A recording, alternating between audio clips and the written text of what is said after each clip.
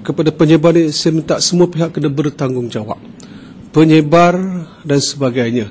Kita ada saluran, saluran. Kalau betul lah gambar ini, pihak yang mendapati ada, katakanlah, perlu dia bersikap bertanggungjawab. Kerana menyebarkan perkara-perkara seumpama ini memang akan menimbulkan satu perasaan tidak senang.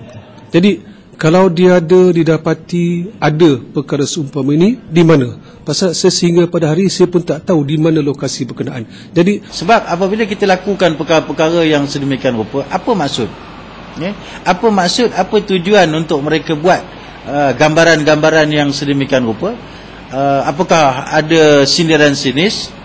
Apakah untuk memperlekehkan sesuatu, baik dari segi agama, baik maupun dari segi nilaian kaum itu sendiri. Jadi saya ingin menasihatkan dan menegaskan kepada, khususnya kepada rakyat masyarakat, khususnya dalam negeri Perak kita, supaya kita berhati-hati, jagalah nilai-nilai sensitiviti masyarakat yang ada di dalam negara kita. Saya daripada bapa saya, daripada saya anak jati Lumut.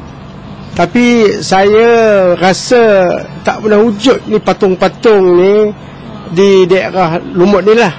Inilah baru pertama kali kami dengar patung-patung sebahagian begini.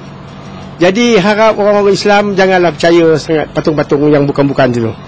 Jadi apa yang saya nampak, apa yang disebar tidak wujud lah, mungkin tidak wujud lah. Cuma diwar-warkan begitu saja.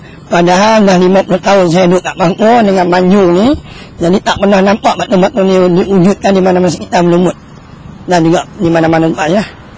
Jadi saya harap bagi umat Islam kita jangan perlu tergepah-gepah percaya benda-benda ini, kerana ini mungkin satu helah tipu daya orang yang nak menjatuhkan Islam.